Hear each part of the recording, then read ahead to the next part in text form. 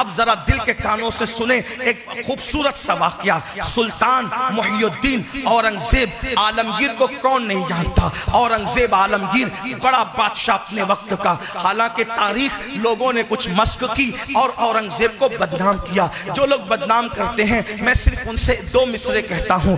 اوروں سے کہا تم نے, اوروں سے سنا تم نے, کچھ ہم سے بھی کہا ہوتا, کچھ ہم سے بھی سنا ہوتا. اورنگزیب کے دشمنوں سے اگر آپ تاریخ اورنگزیب سنیں گے تو ہو سکتا ہے آپ کو لگے گا کہ باپ کا گستاخ ہے, باپ کو قید کرنے والا ہے, بھائیوں کو قتل کرنے والا ہے. لیکن اگر ہم سے سنو گے یہ سچی بات ہے. دیکھو ہم کوئی اورنگزیب کے گھرانے کے غلام نہیں ہے, ہم کوئی اورنگزیب کے گھرانے کے غلام نہیں ہے. مغلوں کے برے کرداروں کو جتنا ہم نے بے نقاب کیا ہے آپ ہماری تقریروں کو دیکھ سکتے ہیں, لیکن ہم اتنا کہتے ہیں جو اچھائی ہے وہ اچھائی ہے, جو برائی ہے وہ برائی ہے. ہم نے اچھائی ہمیشہ, ہم کسی کے بھی لیے جو اچھی چیز ہے اس کو بیان کرو, جو بری چیز ہے اپنا ہو یا بیگانہ اس پہ بھی انگلی رکھ کر بتاؤ کہ یہ برا تھا. ہم اکبر کی کبھی تعریف نہیں کرتے.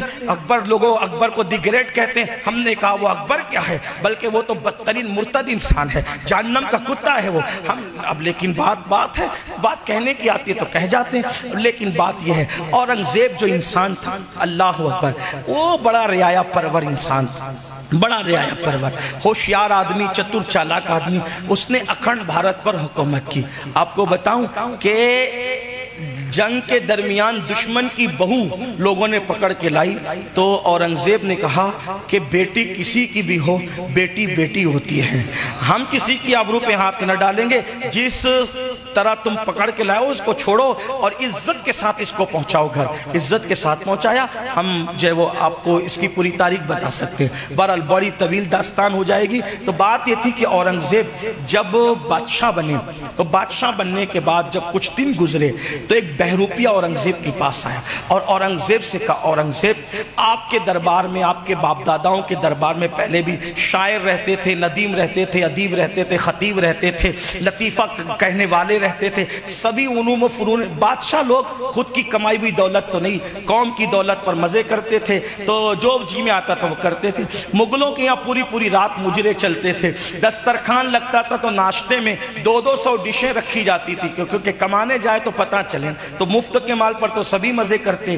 بہرحال آج بھی ہو رہا ہے, آج بھی یہ مزاج ہے. اگر وہ کرتے تھے تو کیا بات ہے, آج بھی لوگ روزانہ نئے کپڑے پہن رہے ہیں, پوری دنیا کا دورہ کر رہے ہیں, چارٹر فلائٹوں سے گھوم رہے ہیں اور اس پر جو ہے وہ چھاتی پھلا کر کہتے ہیں دیکھو ہم تو روز کپڑے پہن رہے ہیں. میں نے کہا اوقات میں رہو. وجہ یہ ہے کہ روز نئے کپڑے اگر قوم کی بھیک پہ پہنتے ہو تو ہمیں متاثر نہیں کر سکتے. میں اس غوث پاک کا غلام ہوں جس غوث پاک نے خود کما کر کے روزانہ نئے کپڑے پہنے. ہاں, دوسروں کی کمائی کے مال پہ نئے کپڑے پہن کر کے کون سے سرخاب کے پر لگتے ہیں. میں اس فقیر کا غلام ہوں, غوث اعظم کا. میرے غوث نے اب خود کی کمائی پر اتنے مہنگے کپڑے پہنے کہ بادشاہ وقت کو بھی اتنا قیمتی کپڑا میسر نہیں آتا تھا. میں نے کہا یہ ہوتا ہے پہننے کا انداز. خود کما کے پہنو تو سمجھ میں آئے, لوگوں پہ ظلم کر کے اگر پہنو تو پھر کیا بات ہے. بہرحال یہ بات کہنے کی ہے. اللہ اکبر. کچھ لوگ ایسے ہو سکتے ہیں, دنیا ہے, دنیا میں کچھ بھی ہو سکتا ہے. بہرحال اورنگزیب کے پاس ایک بہروپی آیا, آ کے کہتے ہیں اورنگزیب میرے باپ دادا تمہارے باپ داداؤں کے دربار میں بہروپیہ بن کر کے رہتے تھے اور وقت آنے پہ روپ دھارتے تھے. ہمارے پاس ایسا فن ہے کہ اگر ہم روپ بدل لیں کوئی ہمیں پہچان نہیں سکتا. اورنگزیب اپنی طبیعت کا آدمی تھا, اس کو شریعت پر زیادہ عمل تھا. وہ اپنے ذہن کے مطابق وہ جان چکا تھا کہ شریعت سے بڑھ کر کوئی قانون نہیں ہے. وہ اس نے کہا کہ میرے یہاں بہروپیہ کی کوئی ضرورت نہیں ہے, فضول لوگوں کو میں نہیں رکھتا. کہا اورنگزیب کام آئیں گے, اس لیے کہ ہم روپ بدل لیں تو کہ کوئی پہچان نہیں سکتا. اورنگزیب جو ہے وہ بول چکے, تیش میں آ کے بول چکے, کیا اگر میں تجھے نہ پہچان سکا, جس روپ میں آئے گا پہچانوں گا, جس روپ میں آئے گا پہچانوں گا. اگر تجھے میں نہ پہچان سکا تو میں اورنگزیب وعدہ کرتا ہوں کہ تو جو مانگے گا میں تجھے دوں گا. جو روپ بدل لے, جو روپ دھار لے, میں تجھے پہچان لوں. اور نہ پہچان سکا, وعدہ جو چاہے مانگے گا دوں گا. وہ گیا, چند دن کے بعد آیا, کھڑا ہوا, اورنگزیب نے مسکرا کے کہا بہروپیہ. پھر گیا, چند دن کے بعد آیا, پھر اورنگزیب نے کہا بہروپیہ. آتا رہا, پکڑا جاتا رہا. وہ سوچتا رہا یہ ہر روپ میں پہچان لیتا ہے. پھر بہروپیہ دربار میں آنا بند ہو گیا. بہروپیہ دربار میں آنا بند ہو گیا. بہت عرصے تک وہ نہیں آیا, کئی مہینوں تک نہیں آیا. اورنگزیب کو ایک مہم پیش تھی. اورنگزیب کی عادت تھی جب بھی اس کو کوئی مشکل مہم درپیش ہوتی تو وہ دو کام کرتا. ایک تو یہ نماز پڑھ کے اللہ کی بارگاہ میں دعا کرتا, اور کسی نیک بندے کے پاس جا کے کہتا آپ میرے لیے دعا کریں. یا اب نیک بندہ زمین کے اوپر مل جائے تو ان سے جا کے کہتا, یا نیک بندہ زمین کے اندر مل جائے یعنی اللہ کا کوئی ولی مزار میں ہو تو وہاں جا کے گزارش کرتا کہ آپ میرے لیے دعا کریں. بس یہی بات ہے. اس پر بھی لوگ بہت ہنگامہ کرتے. ناکامی قسمت کی چھوٹی سی کہانی تھی, تم نے تو اسے بے دم افسانہ بنا ڈالا. کہا ہاں. تو اورنگزیب کی عادت تھی, اورنگزیب جب جو کوئی مہم پیش آتی تو کسی اللہ والے سے دعا کراتے, خود بھی دعا کرتے.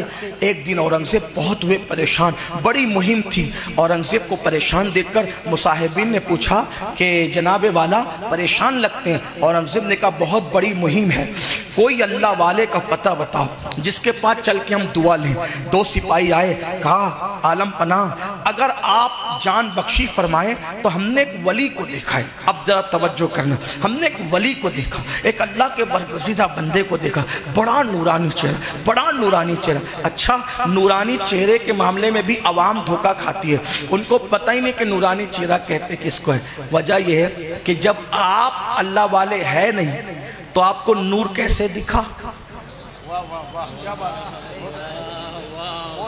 جس کو آپ نور کہہ رہے ہیں کہ وہ پاؤڈر تو نہیں, جس کو آپ نور کہہ رہے ہیں کہ وہ لالی تو نہیں, جس کو نور کہہ رہے ہیں وہ سرخی تو نہیں. اس لیے کہ نور تو اس کو دکھے گا جس کا دل نورانی ہو جائے. اسی لیے ولی کو ولی پہچانتا ہے. آپ کہتے ہیں فلاں کا چہرہ نورانی, تو تجھے کیسے پتا چلا کہ نورانی؟ میک اپ کو تو نورانی نہیں, اس لیے کہ نور تو نوریوں کو نظر آئے گا. جس کے دل میں بغض ہے, جس کے دل میں کینہ ہے, جس کے دل میں حسد ہے, جو بے نمازی, اس کو نور کیسے نظر آئے گا؟ اسی لیے ولیوں کو خود پہچاننے کی کوشش نہ کرو, ولیوں کو پہچاننے کے لیے ولیوں پہ چھوڑ دیا کرو, کیونکہ ولی کو ولی پہچانتا ہے. ہاں, جس کو ولیوں نے ولی کہا اس کو ولی مان لو. جس کو جلسے کا ناظم کہے تھوڑا سا توقف کرنا, اس کا خیال کرنا. شاہ عالم کو آنکھ بند کر کے ولی مانتے کیونکہ ولیوں نے کہا. قطب عالم کو آنکھ بند کر کے ولی مانتے کیونکہ ولیوں نے کہا. احمد شاہ کھٹو کو آنکھ بند کر کے ولی مانتے کیونکہ ولیوں نے کہا. لیکن یاد رکھنا, ہمارے جیسے لوگوں کے بارے میں کوئی کچھ کہہ دے وہ سمجھ جانا کہ ابھی کچھ توقف کی بات. ہر نیک آدمی ولی نہیں ہوتا, لیکن ہر ولی نیک ہوتا ہے. زیادہ سے زیادہ نیک کہہ دو, گمان کر لو, ولی کہنے میں توقف کرو. ہاں, لیکن اگر جس کو لوگ ولی کہتے اس کا انکار بھی نہ کرو. آج کل تو ہر بندہ ولی, ہر بندہ ولی, ہر بندہ ولی, ہر بندہ ولی. اللہ کی پناہ. تمہارے کان میں کہا گیا کہ یہ ولی ہے, ولی کی پہچان ہے. اس کی بات سنو, آخرت یاد ہے. اس کے پاس بیٹھو, زندگی بدلنے لگے. اس کی صورت دیکھو, خدا یاد آ جائے. ایسا بندہ مل جائے, کوشش کرنا اس سے دعا کی گزارش کرنی. اگر دعا دے دے تو بیڑا پار. ہاں, اتنا یاد رہا. بہرحال اورنگزیب نے جب کہا تو دو سپاہ, بڑا نورانی چہرہ, بڑا نیک پرہیزگار, کہا کہاں ہے؟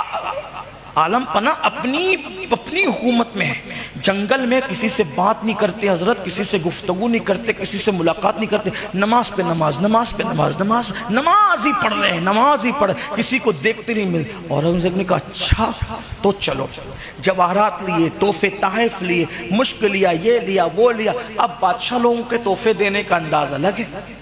خوب لیا اور لے کر چلے. جب دیکھا پہلے سے جو دماغ بنا دیا جاتا ہے بادشاہ یا عوام, جس کا دماغ پہلے سے بنا دیا جائے اس کو وہی نظر آتا ہے. اورنگزیب نے دیکھا تو ڈھیر ہو گئے. ڈھیر ہونے کے بعد اورنگزیب بڑے مؤدب تھے, دور چپل اتار دی, دور. اورنگزیب اتنا مؤدب آدمی تھا, غریب نواز کے یہاں جاتے تھے تو کئی کلومیٹر پہلے سواری سے اتر جاتے تھے, ننگے پیر چلتے تھے. اورنگزیب نے دور چپل اتاری, اور چپل اتارنے کے بعد پیدل چلے, گھٹنے ٹیک دیے. دیکھ رہے ہیں وہ نماز پہ نماز پڑھے, نماز پہ نماز پڑھے. اب سجدے بھی طویل ہو رہے ہیں, رکوع بھی طویل ہو رہے ہیں, قیام بھی طویل ہو رہے ہیں. سلام پھرا تو اورنگزیب نے کہا اللہ والے, اللہ کی قسم جس کے لیے پڑھ رہے ہیں اسی کا واسطہ رک جا, دو بات تو کر لے. اس نے گردن پھینکے کہا کیا بات ہے؟ کہا کہ بہت بڑی مہم ہے, مشکل میں ہوں, دعا کر دو. اللہ میری مشکل آسان کر دے، یہ سب تحفے آپ کے لیے لے کر آیا ہوں، ایک بار دعا کر دے میری بگڑی بن جائے۔ اس نے دعا کرنے کی بجائے اپنے سر کی پگڑی ہٹا کر کہا اورنگزیب پہچانا؟ اورنگزیب کی آنکھوں میں آنسو تھے۔